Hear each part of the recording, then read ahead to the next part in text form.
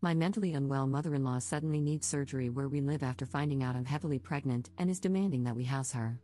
Posted by you/Althea names together. First time posting, so bear with me, it's a long one.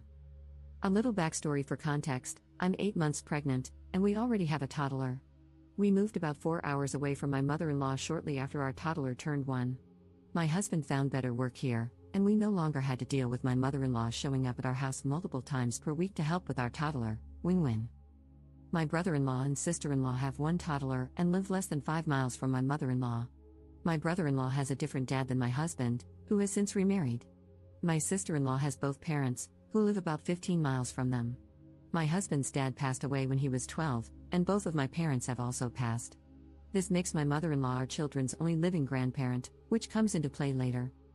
Around 4 months pregnant, before we had told anyone we were expecting, my mother-in-law started acting more erratic. She somehow wrecked her car's tire, completely splitting the rim in half.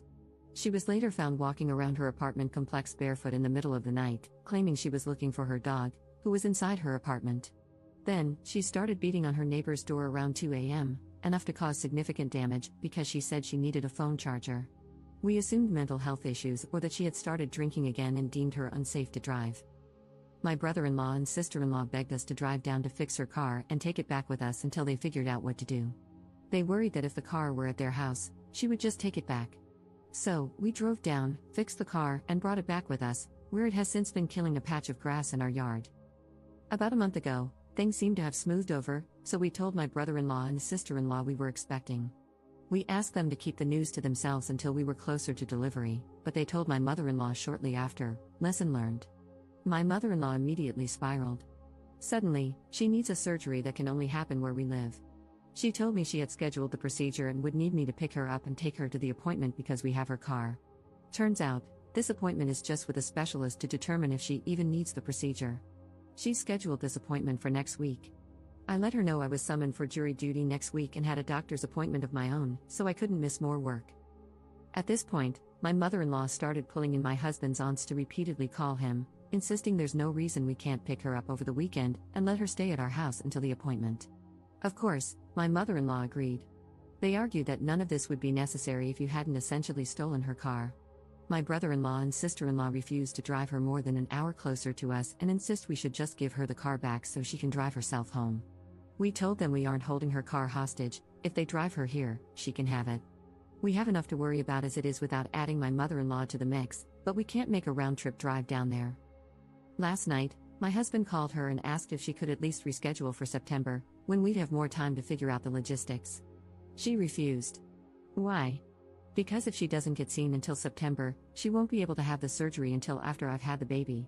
My husband pushed back, saying she wouldn't be at the hospital with us anyway and wouldn't be seeing the baby until she's vaccinated, regardless of where she lives.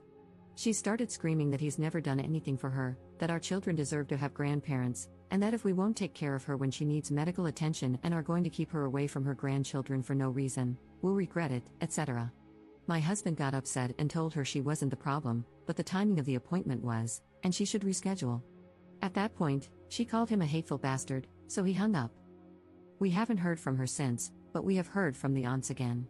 They still agree with my mother-in-law that we are in the wrong, that we should step up because she's the only grandparent our children will ever have, and that it's the children's job to take care of their aging parents, etc. Ironically, they aren't giving the step up and take care of her speech to my brother-in-law or sister-in-law. Are we wrong here? I feel like once we agree to let her stay even a day or two, she'll come up with more reasons why she can't leave. Then what? Relevant comments. Commenter. She's nuts, and you're pregnant. There's no way she should spend even an hour in your home. The rest of dear husband's family just doesn't want to get stuck with her craziness. Listening to them is like getting legal advice from someone you're suing. It only serves their interests, not yours. Op's response. This is what I told one of his aunts when she asked, "What's the problem with her staying at your house?" I replied, "What's the problem with her staying at yours?" Commenter 2. And the reply from the aunt was what? Also, she called her son a bastard? Does she know what she called herself there? Op's response. She said it's not her place because it should be us stepping up to take care of her, adding some of the "this is the only mom you're gonna get" guilt herself. And yes, it was his mom who called him a hateful bastard, but she definitely didn't see it as an insult to herself. My husband said she had never tried to use his dad's death against him and couldn't understand why she would go that far over being asked to reschedule a doctor's appointment. Commenter 3. You can probably hire a bonded driver to drive it back to her, it might be cheaper.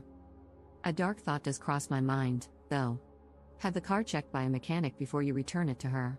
Heaven forbid she gets into an accident, and then blames you for sabotaging her car while it was in your possession. Personally, I would have a relative drive it over and drop it off with a brother-in-law and sister-in-law since it was their idea to have you take it in the first place. Give it back to them and let them deal with it, you have enough to do. Ops response. Oh, that's a very good point and something I could definitely see her doing. We will definitely have a mechanic look it over and provide us with something on paper stating the car's condition. If we don't take it to the aunt's house, we'll definitely be dumping it at my brother-in-law's house. Update 3 weeks later. So, my mother-in-law's appointment was 2 weeks ago. She stayed with Flying Monkey Aunt, and my husband and I took her car to the aunt's house.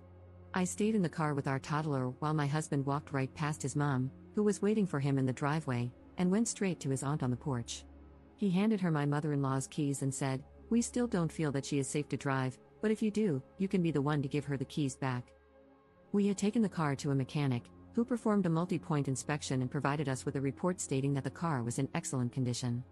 The only thing it would need was an oil change in 1,500 miles. Her appointment was the day after we returned the car, and it was with a stomach doctor to have a feeding tube placed. Head Flying Monkey Aunt called my husband after the appointment to inform him that the doctor wouldn't proceed with the procedure but said he would reevaluate in 2 months if her symptoms changed. I doubt that's what he actually said, he likely just told her no, but okay. My husband sent my brother-in-law a picture of the mechanic's report, told him we were done providing any future assistance, and wiped our hands of the whole situation. Fast forward to this week, my husband has been out of town all week because he was able to relocate with his job. They're covering all our moving expenses, the first 2 months' rent, the whole 9 yards. No one knows yet, as I've left it up to my husband to tell them when he wants. He says he doesn't want to tell them until we're already moved and settled and that he doesn't want them to know our exact location, just tell them the state we're in. We're beyond excited. A moving company will be coming 6 weeks after the new baby is born. We just have to make it until then, but we'll be gone by Christmas. This past Monday, the first day my husband was gone, he got a call from my brother-in-law saying that my mother-in-law is claiming she needs 4 new tires and new brakes. My husband called me after and said he laughed at him, asked if he wanted another copy of the mechanic's report, and when my brother-in-law said no, told him it was his problem to worry about now. Everything was peachy until last night, when my mother-in-law sent me a text that read, "Hey, how are you doing? I have missed you so much and would have come to the car and talked to you and toddler if Aunt was not so afraid of her children getting COVID. Love and miss you so much. Please call me when you can, love. I have called you a few times and just got voicemail. I know this part of pregnancy is difficult, but I am so excited. I'm staying with Aunt a week before your due date and until I can see baby." I could have screamed if it wouldn't have woken my toddler up. I haven't responded to her, but I sent a screenshot to my husband and told him to handle it. He told me not to respond at all and that he doesn't want to reach out to anyone until he's back in town tomorrow. He says responding now is exactly what she wants, and we're not going to give her a chance to twist our response into us agreeing that she can see the baby. I see his point. It's not like she knows where our house is, but she does know which city we live in. I guess she could just drive around aimlessly looking for our car? What I'm really looking for is advice on how to phrase our response to make it perfectly clear that she is not welcome at our house, both for her and for his family, because they'll inevitably get pulled into this next. Relevant comments. Commenter. Is it just me, or is the mother-in-law's appointment in 2 months close to your due date? That seems convenient, doesn't it? Ops response. It's also convenient. Everything is on her timeline, exactly what/how she wants it to be. Most of what she says is so contradictory that it drives me mad. When I finally heard that this appointment was for a feeding tube, I couldn't believe it. Who wants to sign up to have a feeding tube placed when they can eat normally? Second update 3 months later. We've done it. The baby was born at the end of October. My mother-in-law found out in early November and called my husband, saying how sorry she was that she missed it because she was in church. He literally laughed at her, told her he had to go, and hung up. My dear husband was planning to just ignore texts and calls from his family so that he could still be contacted in the event of a true emergency, but that plan was short-lived.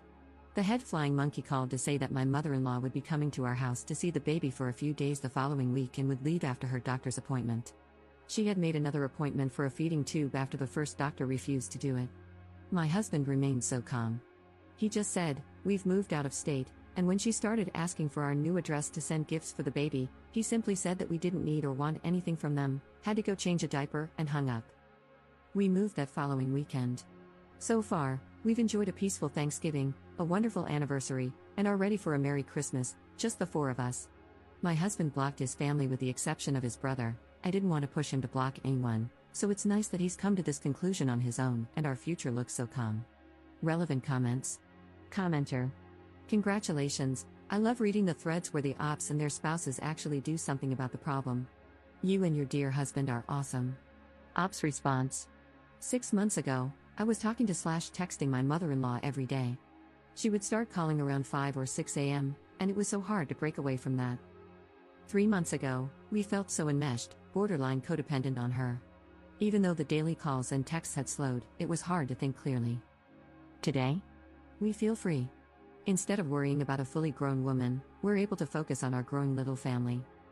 All that to say, it's a difficult process when you're going through it, but it feels amazing when you're able to cut out the toxic. Commenter 2. My mother used to call me very early in the morning, for example, 5 a.m., when she was old and needed some trivial assistance, such as changing a light bulb. She called on the landline, everyone else used the mobile. So, I unplugged the landline every night. I was certain she would be able to get herself to the hospital if it was an emergency. Her phone had a big button with a red cross on it, and that button dialed emergency services. Ops response. Similar for us. She would call and say something like, "Happy Tuesday. I'm sure you've got to go to work, so you're probably about to get ready," which led to at least 30 minutes of her talking about what she was going to do that day, asking what we were going to do that day, how our night was, etc. It was such a draining way to start my day, especially because I didn't actually have to be up until around 7 to get to work.